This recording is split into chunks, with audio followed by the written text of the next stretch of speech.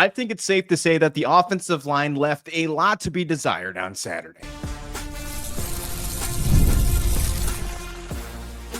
You are Locked On Kansas State, your daily podcast on the Kansas State Wildcats, part of the Locked On Podcast Network, your team every day. Yes, welcome on into Locked On Kansas State, your daily Kansas State Wildcats podcast.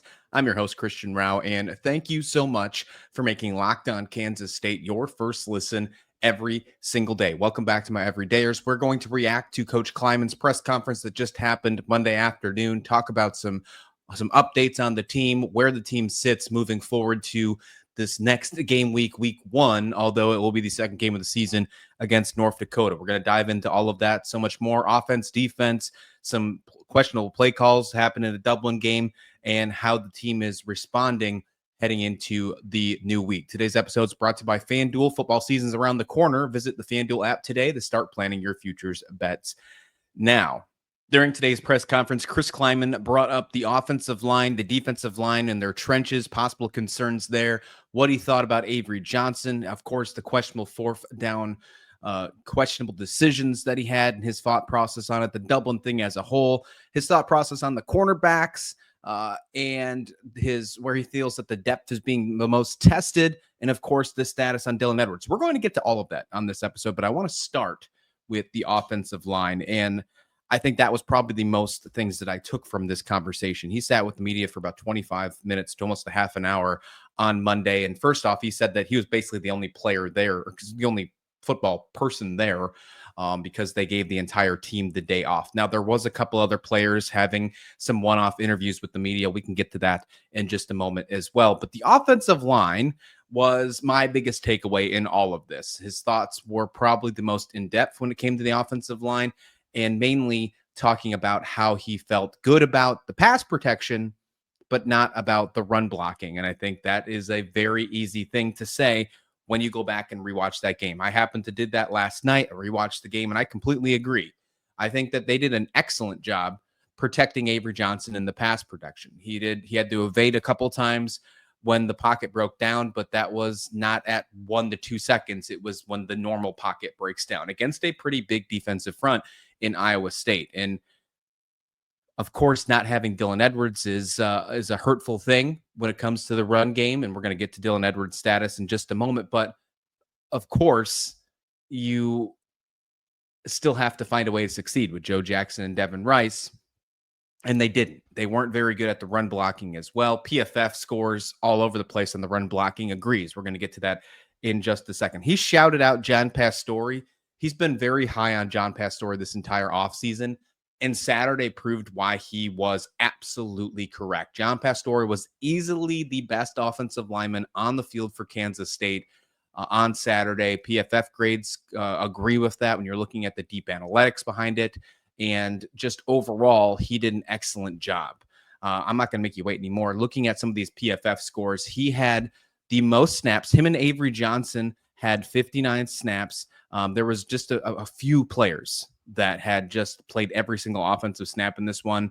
Heck, Line Gang, Poitier were just the other ones as well. There was a revolving door on the right side of the offensive line, but John Pastore locked down left tackle, and he was the best player on the team when it comes to offensive grades, according to PFF. He outbeat Avery Johnson. He had an 86.9 offensive grade, according to PFF. Now, that's with deep analytics. There's a lot of things involved there. Avery Johnson, just for a record, had an 85.6. So Pastore beat out Avery Johnson when it comes to the grade. His pass block was an 86.1. His run block was 83.2. Overall, Pastore was excellent. He did have that one penalty that was a hold that did cause them to have a 2nd and 20 or 3rd and 20, I think it actually was, that did eventually stall out a drive. Question mark on the hold if you really want to call that a hold. I know it was one that could have went either way. Of course, I'm not going to blame the refs on anything, but John Pastore got a lot of credit from Chris Klieman, and much deserved. He had an excellent game. And dare I say, when we do get the return of George Fitzpatrick, the tackles should be in very good position, should be in a very good spot. If George Fitzpatrick was beating out John Pastore, then I think we're going to be in a really good spot when we get him back on the offensive line. The biggest takeaway, though, was the fact that he was not satisfied with the running game. And if you want to play the game and look at the advanced analytics, it's absolutely true. They were very bad on the run blocking game, with the exception of John Pastore, and maybe you could say Sam Heck.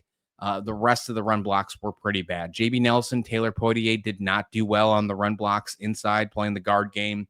Enos was iffy. Line gang was, I guess you could say, above average on the scores, looking at the PFF scores, but the run block wasn't there.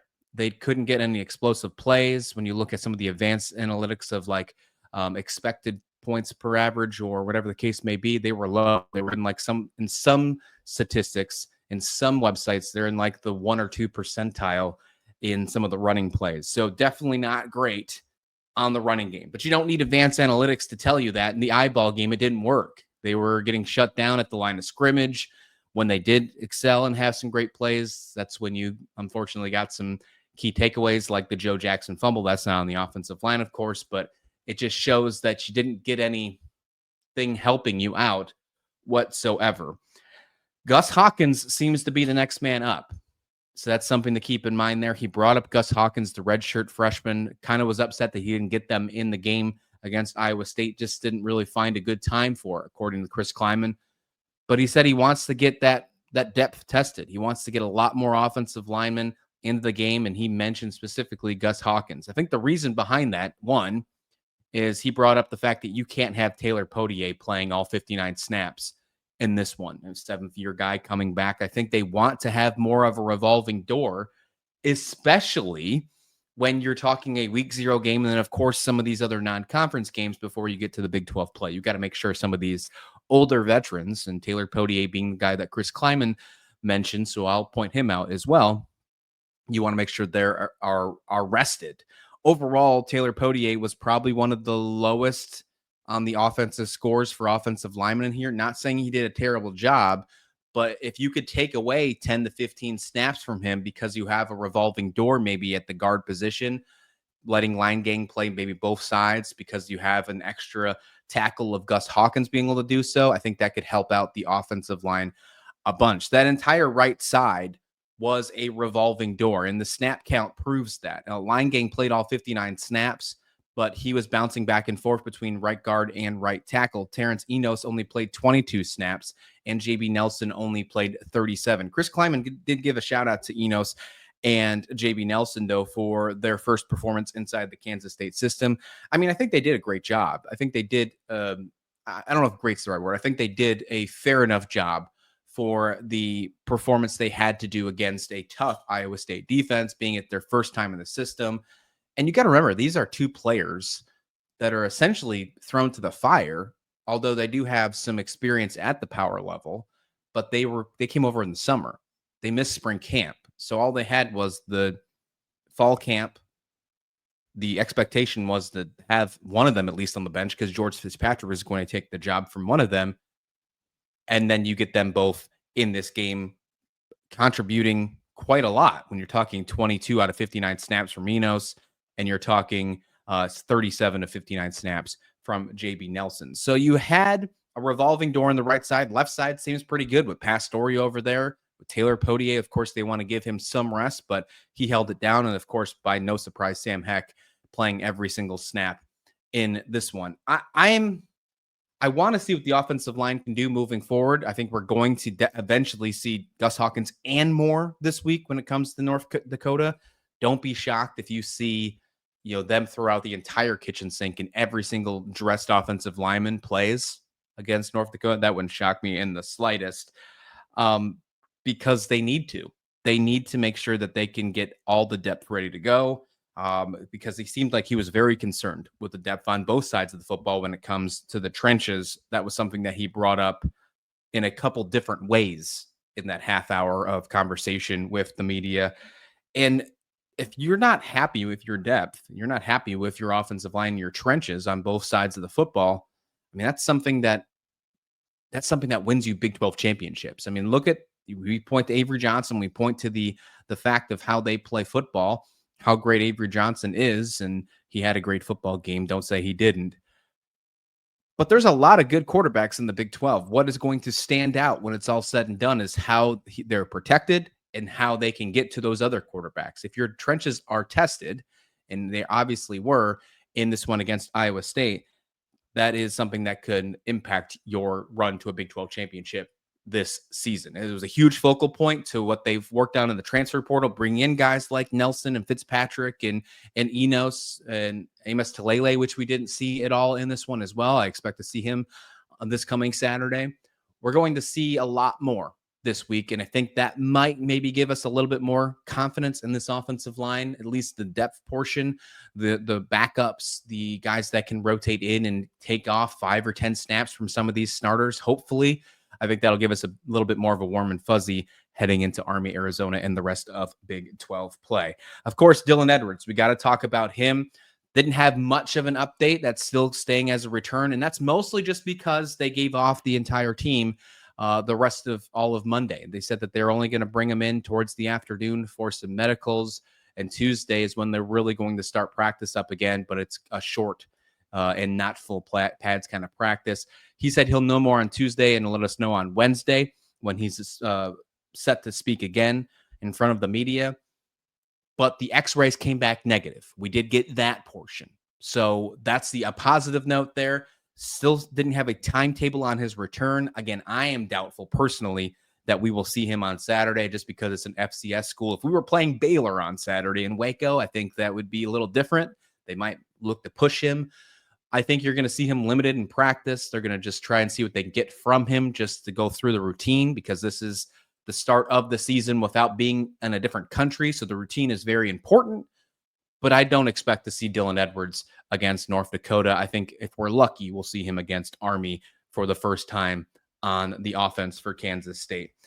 He had some good words for Avery Johnson. We'll talk about more of that. And of course, what he thought about all those 4th down conversations. We finally got some good answers from him. But I want to switch over to the defense. He had a lot to say there as well. We'll continue this conversation on the other side right here on Locked On Kansas State. But first, this episode of Locked On Kansas State is brought to you by Rauh. You've probably heard of Viagra or Cialis, and maybe you've even tried them. But if you're looking for something beyond that usual pill, it's time to meet Rauh Ready. It's a next-gen prescription treatment designed to amplify arousal in the brain and boost blood flow. Unlike the usual pills, you can take hours. Rauh 3-in-1 formula dissolves under your tongue, and in just 15 minutes on average, effects can last up to 36 hours. So you can stay confident and in control when the moment's right. You can get this completely online from a board-certified doctor, and it arrives discreetly at your door. So you can head to Raugiet.com/LockedOnCollege and use code LockedOnCollege to get 15% off today. That's Rugiet.com/LockedOnCollege for 15% off when you use promo code Locked On College. Individual results may vary with prescription treatment. Compounded drugs are permitted to be prescribed under federal law, but are not FDA approved and do not undergo FDA safety effectiveness or manufacturing review. Please visit Raugiet website for full safety information. That's Rugiet.com/LockedOnCollege for 15% off. Welcome back to Locked On Kansas State. Hey, before we dive into the defensive talk from Chris Klieman here, we have a very important request from you. Locked On wants to hear from you. We've put together a survey to learn more about our listeners and make our podcast even better. What you want, what you don't want, questions about advertising, you name it. So go to lockedon.com/survey to get started. And everyone who completes the survey will be entered to win a one of 10 $100 Amazon gift cards. So again, that's lockedonpodcast.com/survey. You can also find the link in the show notes below on YouTube or on the audio feed. So I appreciate you helping out with this one. Okay, Chris Klieman talked about the defense, and his main focus was when he was asked who stuck out to you as somebody who you were very happy with. Of course, we mentioned John Pastore on the offensive side. He talked about the corners for the defensive side, and he brought up Donovan McIntosh. The first name that came out of his mouth for a defensive conversation was him. And of course, Donovan McIntosh let up the second touchdown.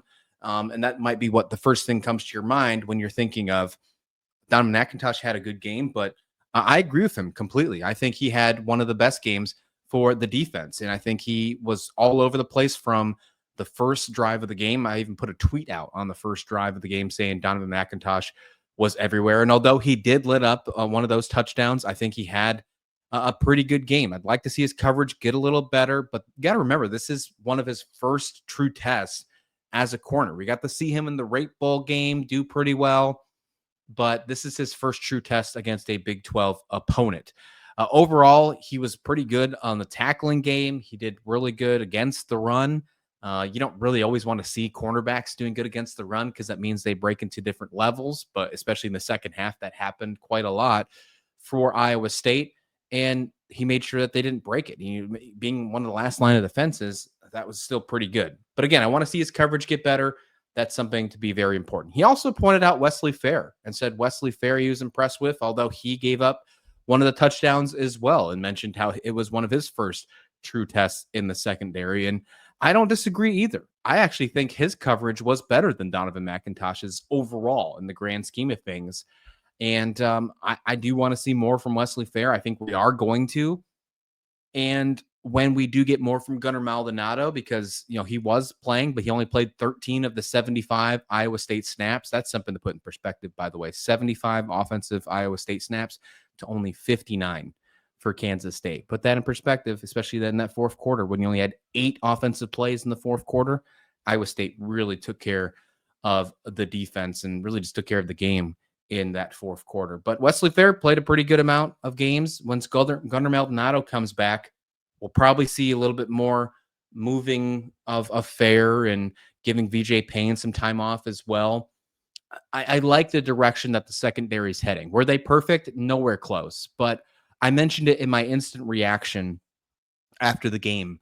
One of the things that I wanted to see more of was the secondary. They were still probably my biggest concern because they were my biggest concern all offseason. You're replacing Parrish and replacing Siegel, and you got to find a way to make sure you can run with these great quarterbacks in the Big 12 and the receivers and weapons that they have. And speaking of like one of our next biggest threats in the Big 12 schedule in Baylor, well, Sawyer Robinson's really good. And, Josh Cameron led the entire Big 12 in receptions last year. How can you do that? We have a couple weeks to build up, kind of like being a couple weeks out of the limelight, at least for the most part, getting ready for that game in Waco. Hopefully you can go into that game with only one loss, the one that just occurred a couple days ago. When Gunnar gets healthy, 100%, I think that's going to help out a lot. Again, 13 of only 75 snaps is something that you want to see be a lot more improved. Like, putting into perspective, VJ Payne led the entire team with 67 of 75 snaps as a safety, and he led the entire defense with many snaps. Wesley Fair played 52. You had Quay Moss, who had an excellent game, 33 snaps. Daniel Cobbs played 33 snaps. And Logan Bartley, the true freshman, put in 18 snaps, which was really exciting. I was really excited to see what Logan Bartley could do. And his numbers on PFF are pretty good looking for a true freshman. If you are a PFF fan, he has a defensive score of 67.1, tackling of 77, coverage a little low at 64. But, as a true freshman that's getting in less than 20 snaps, hey, I'm all for that. And I love seeing that. And we'll be able to see the progress going throughout the season. He also went back and pointed out how he felt about the defensive line and mentioned how there's no way, kind of like how you mentioned with Taylor Potier, but there's no way we can let Damian have 59 of the 79 snaps. And, we saw Uso only have 33. Like, was one of my biggest concerns when I saw the final availability report. When we were talking about the injuries heading into this game, the defensive line was going to be tested because Ryan Davis wasn't there. We saw Malcolm Alcorn Crowder was a game time decision. He wound up not playing at all. He didn't have any snaps. Holden Base came in and played 3 snaps, but that wasn't enough to really help anybody have some time off. The defensive line was absolutely gassed in the fourth quarter, and I think that ultimately was a reasoning behind them making some of the questionable play calls that we saw on those 4th downs, and of course, why they couldn't stop the run in the fourth quarter that ultimately not let them get the ball back with 6 and some odd change to go in the fourth quarter after that 75 or I think it was a 60-yard touchdown. I don't remember having the numbers in front of me, but that big touchdown pass from Jared Bradley, never got the ball back, never got a chance to try and win the game because Iowa State shut it down. And I think that was directly because of the defensive line just being gassed. And Chris Klieman kind of alluded to that as well, kind of agreed to what I've been saying on the show the past couple days, and it sounds like they got to find a way to dig into those trenches. We mentioned in the first segment how he's concerned about the offensive line and depth. I think you must be concerned about the defensive line's depth if you are still getting the same type of performance when everybody's healthy. Now, of course, injuries are going to happen, but as long as you can find a way to get Ryan Davis back, maybe Malcolm Alcorn Crowder comes back, maybe that's enough to make you satisfied and confident. We'll see if that changes this week because both of them are expected to be back and playing against North Dakota. Hopefully nobody else has some injuries in this one. But overall, I think the defense, with the exception of that fourth quarter when they were gassed, and I think that's something that you can coach and that's something you can prepare for to get ready for Big 12 play. Because I'm not worried about the non-conference. And maybe that's, I'm not on the coaching staff, so it's okay for me to overlook that kind of conversation. But I'm not.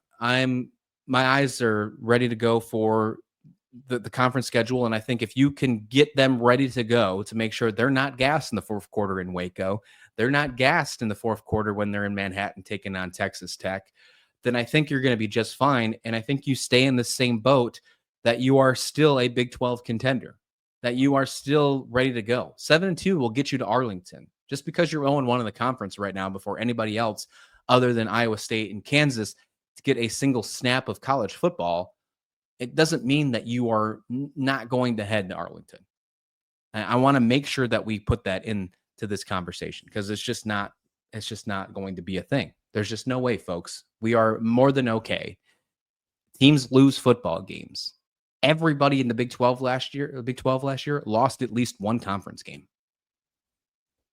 Just because ours was in week 0 doesn't mean it's the end of the world. Is it going to be a more difficult way to go? Absolutely. And I've said that all weekend long, but it doesn't change the fact that this team still has what it takes. And I think this is a loss that you can learn from because you had one of your key players down from the very start of it, and you still found a way to be within a field goal shot of winning this football game. And if it wasn't for the defense being gassed out, you get the ball back, and the way that Avery Johnson in the second half looked, you were going down and you were scoring.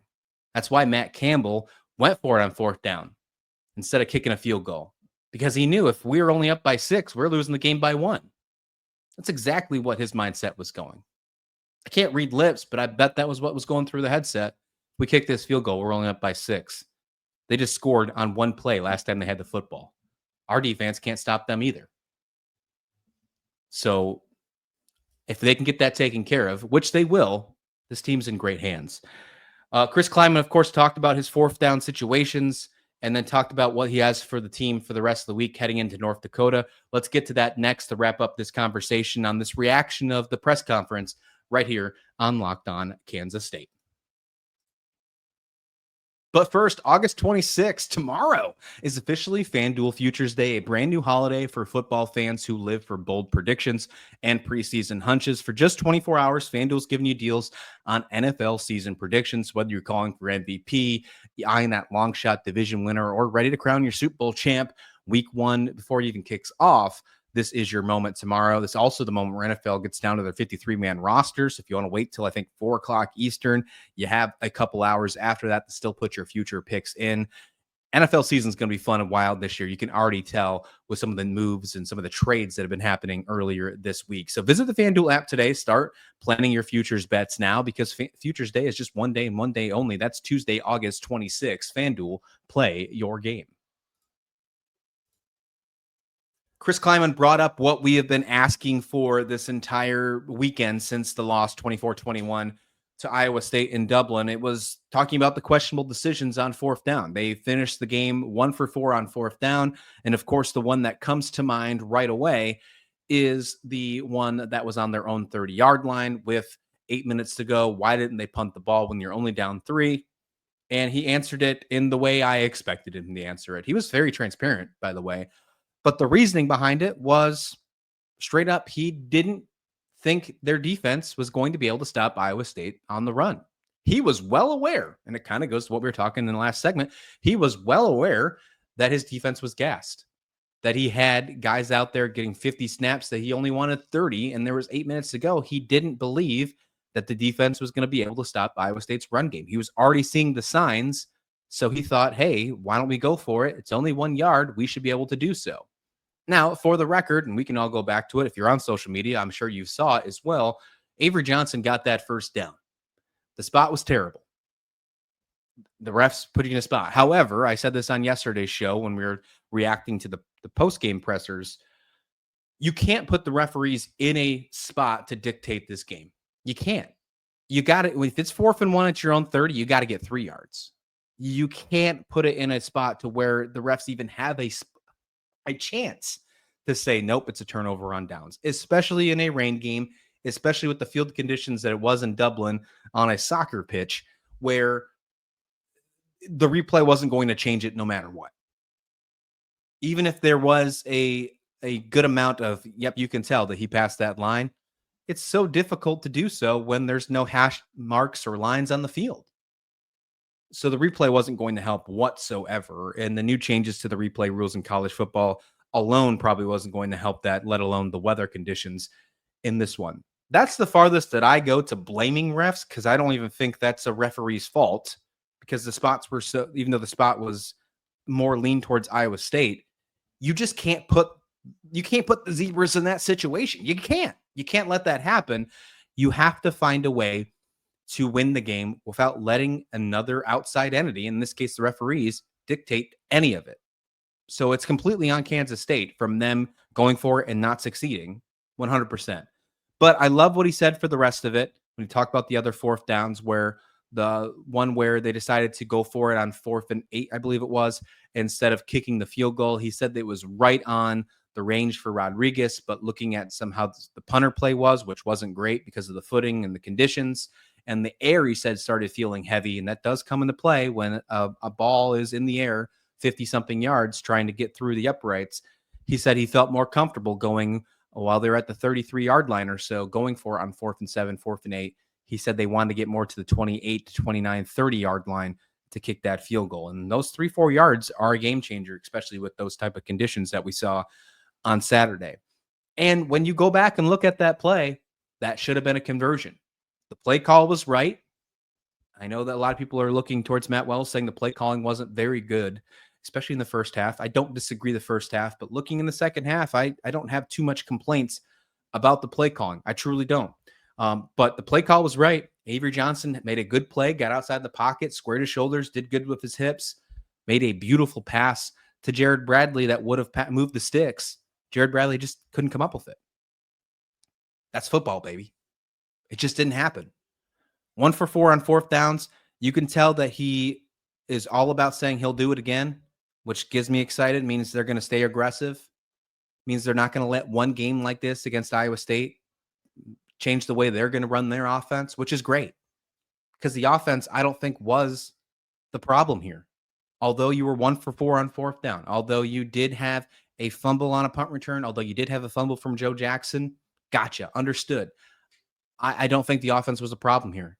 If the offense got the football back in the 4th quarter, they would have scored again. And if Matt Campbell would have kicked that field goal and made it 27-21 with 4 minutes to go or whatever it was, I don't even think it was that long. I think it was 3 or 2 minutes to go. Avery Johnson would have went down, scored a touchdown, and they would have won the game 28-27. I do feel that way. Let me know what you think in the comment description below if you think the same way. Lots of comments coming in on the YouTube channel this weekend. Really appreciate it. You are putting Locked On Kansas State on the map these days, every dayers. I really appreciate it. We are growing. It has been such a good time, and I can't wait to dig into the new game week here. We got a little bit more to talk about with this game. We're going to probably do that in tomorrow's episode, and then tomorrow afternoon, we're going to shift and look towards North Dakota. They just got their first depth chart that came out, and the quarterback is a surprise to me. So we're going to talk about that on tomorrow's episode. I think the afternoon episode is where we're going to drop. This is the last day you're getting one episode for me for the entire football season. I wanted to wait for this press conference. I want to make sure I saw the timing of it and get this episode out to you as soon as possible. You're going to start getting one in the mornings. You're going to start getting one in the afternoons here on the channels. And then game day, whenever that is, Saturdays or Fridays, we'll have a show right afterwards. And then, of course, the day after, we'll react to the presser, all that good stuff. 7 days a week, you're getting Locked On Kansas State every single day during football season. And we'll try and find a way to get in some basketball talk, too, if we can. It's definitely going to be on the back burner while the season's going. I'm not going to lie to you on that. So if you are just here for basketball, I apologize, but football season is here. But we do need to talk about it because there's some news happening to Tang Squad and, of course, on the women's side, too. We got to make sure we discuss that here on Locked On Kansas State. So I really appreciate you joining me on this conversation here of Locked On Kansas State. Avery Johnson's going to be just fine, folks. Hopefully Dylan Edwards is going to be fine. Don't expect him to play this Saturday, though. If you go back and watch the highlights, if you go back and watch this full game replay like I just did last night, focus on those 4th-down calls and then try and put yourself in those shoes and then watch the outcomes as they go without being as emotional as you saw it the first time. Because I know it's very hard to do that as a fan, not being emotional, but try and take it from a strategic standpoint and think of, okay, maybe I would have done that. Start seeing how the defense broke down in the fourth quarter and then put yourself in those shoes at the 30-yard line when it's 4th and 1, what you have done. I'm glad that he is going to remain aggressive, and I hope that he stays true to that and stays aggressive the rest of the season on 3rd and 4th downs, because they're not going to be 25% for the season. That's just not going to happen. Thank you for making Locked On Kansas State your first listen today. For your second listen, check out the Portal Show. Brian Smith's got latest rumors, portal entries, signings. He does that in the offseason. But during the season, he's got you loaded. He's got you covered with everything college football, so be the most informed and rapid fan of the college football landscape. That'll do it for here on Locked On Kansas State. I'll see you back here next time. Please like the video. Please subscribe. And this has been Locked On Kansas State.